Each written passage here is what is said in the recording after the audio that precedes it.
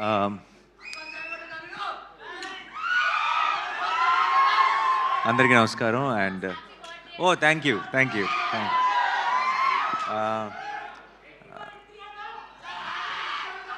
రోజుల్లో అందరికీ నమస్కారం. ఇక్కడికి వచ్చిన మీడియా మిత్రులందరికీ మనం ఆల్రెడీ ఇందాక కలుసుకున్నాం, మళ్ళీ ఇక్కడ కలుసుకుంటున్నాం. చాలా సంతోషంగా ఉంది, ఒకే రోజు 2 సార్లు కలవటం. అండ్ శబ్దం గురించి ఐ డోంట్ నో ఎక్కడి నుంచి స్టార్ట్ చేయాలి. ముందు ఆదితోనే స్టార్ట్ చేస్తా. ఆది నాకు ఎప్పటి నుంచో అంటే ఆల్మోస్ట్ నిన్ను కోరి టైం నుంచి ఆబ్వియస్లీ ఫ్రెండ్. బట్ తర్వాత సినిమా చేసేటప్పుడు కంటే కూడా ఆ తర్వాత ఇంకెక్కువ క్లోజ్ అయిపోయాడు. One of my closest friends ఆది. అండ్ ఇప్పుడైతే ఆదినికి ఫ్యామిలీ అయిపోయారు. ఎప్పుడు ఏది అడగడు, చాలా మొహమాటం, ఏది పొరపాటును కూడా అండు. ఎప్పుడో ఒకసారి సినిమాని ఒపీనియన్ కోసం ఏదైనా ట్రైలర్ కానీ ఒక టీజర్ కానీ వచ్చినప్పుడు నన్ను కలిసినప్పుడు చూపిస్తాడు ఫోన్లో. అండ్ ఈసారి శబ్దం గురించి చాలా ఎక్కువ చెప్పాడు. అండ్ తను ఫస్ట్ టైం శబ్దం గురించి అడిగాడు నన్ను ఇక్కడికి రమ్మ. ఈరోజు నాకు కోర్ట్ ఈవెంట్ కూడా ఉండింది. అండ్ బట్ దాన్ని ముందుకు పుష్ చేసుకొని ఇది ఎత్తి పరిస్థితిలో మళ్ళీ ఎప్పుడు అడుగుతాడో తెలియదు, అడిగినప్పుడు మాత్రం అవైలబుల్గా ఉండాలని ఈరోజే ఇది ప్లాన్ చేసుకున్నాం. అండ్ తనది ఈ కాన్ఫిడెన్స్ ఏంటి అన్నది నాకు ఆల్రెడీ తెలుసు, తనకి ఎందుకు అంత కాన్ఫిడెంట్గా ఉన్నాడు అనేది. ఈ సినిమా నేను ఆల్రెడీ చూశాను. అండ్ మిగతా ఇక్కడ వాళ్ళందరిలాగే ఐ థింక్ టెక్నికలీ నేను ఈ మధ్యకాలంలో కాదు, చాలా కాలం నుంచి నేను చూసిన ఒక టాప్ నాచ్ ఫిల్మ్. ఎందుకంటే ఎంత ఎవ్రీ డిపార్ట్మెంట్ ఎంత అది ట్రైలర్ చూస్తేనే మీకు అర్థమైపోతుంది. కానీ సినిమాకి వెళ్ళి చూసి నేను సర్ప్రైజ్ అయిన విషయాలు చాలా ఉన్నాయి. Especially I don't know if I can say this, but there's one scene in the film where just ఒక టీ కప్పులోకి ఒక ఐస్ మన షుగర్ క్యూబ్ పడితే కూడా అది ఎంత స్కేరీగా ఉంటుంది అంటే దాంట్లోకి ఒక స్పూన్ పెడితే ఎంత స్కేరీగా ఉంటుంది అన్నది. సౌండ్ అనేది మనం వినగలిగే డెసిబుల్స్లో ఉన్నంత వరకు బాగానే ఉంది, కానీ sound can be a weapon అని, sound can be so dangerous అని ఒక రకమైన కొత్త యాంగిల్ని ఓపెన్ చేశారు నేను సినిమా చూస్తున్నప్పుడు. అండ్ సౌండ్ మిక్సింగ్ టీమ్ ఎవరు చేశారో నాకు తెలియదు, వాళ్ళందరికీ హ్యాట్స్ ఆఫ్. అండ్ తమన్ గారు music was very very good. ఇందాక ప్లే చేసిన టైటిల్ సాంగ్ కానీ సినిమాలో మాయా మాయా అని ఒక సాంగ్ కానీ నాకు చాలా నచ్చిన సాంగ్స్.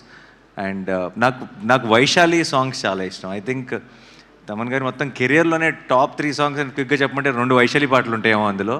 అంత మంచి పాటలు ఆల్బంలో ఉన్న సాంగ్స్ అన్నీ కూడా. అండ్ మళ్ళీ అదే టీం అందరూ కలిసి ఈ సినిమా చేయటం అండ్ అది వాటర్ మీద, ఇది సౌండ్ మీద, అలాంటి ఒక యూనిక్ ఐడియాని తీసుకొని ఇంత టెక్నికలీ సౌండ్గా ఎన్నో మూమెంట్స్ ఉన్నాయి సినిమాలో, ఎంతో గ్రిప్పింగ్గా తీశారు.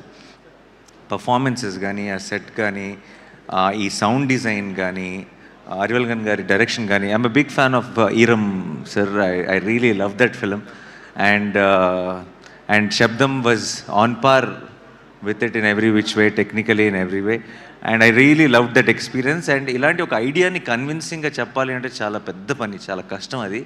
అలాంటిది ఒక మంచి టీం దొరికినప్పుడు మాత్రమే, అందరూ అలాంటి ఒక ఐడియాని నమ్మి కోఆపరేట్ చేసినప్పుడు మాత్రమే అలాంటి ఒక ఐడియా ప్రాణం పోసుకుంటుంది. And Sabdham was brilliant in that way.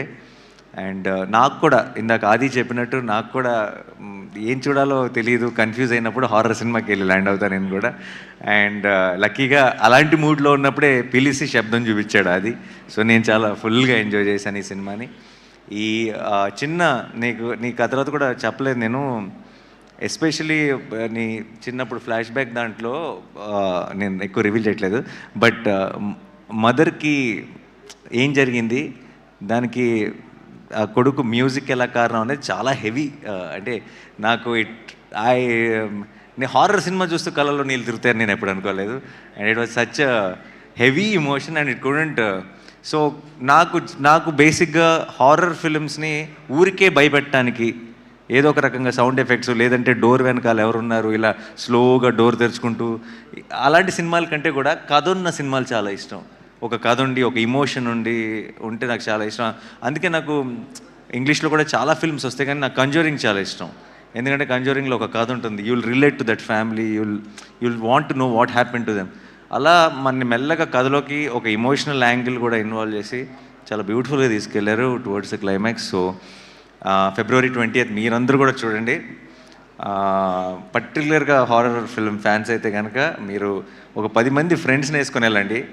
కుదిరితే మీ గ్రూప్లో ఉన్న మీ ఫ్రెండ్స్ గ్రూప్లో ఉన్న పిరుకోళ్ళందరినీ వేసుకెళ్ళండి. It be an enjoyable experience. నాకు తెలిసి జనరల్గా హారర్ సినిమా థియేటర్లోనే చూడాలి. ఎందుకు చూడాలంటే నెక్స్ట్ ఏం వస్తుందో అన్న భయంతో థియేటర్లో కొంతమంది అరుపులు లేదంటే జోకులు వేయటం మొదలెడతారు.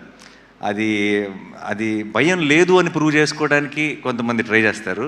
సో ఆ ఎక్స్పీరియన్స్ ఐ థింక్ థియేటర్లో మాత్రమే ఎంజాయ్ చేయాలి. సో February 20th మీరందరూ కూడా వెళ్ళి శబ్దం సినిమాని చూసి మా ఆదిని ఈ టీం మొత్తాన్ని బ్లెస్ చేసి ఒక బ్లాక్ బస్టర్ వాళ్ళ చేతికి ఇవ్వాలని మనస్ఫూర్తిగా కోరుకుంటున్నాను.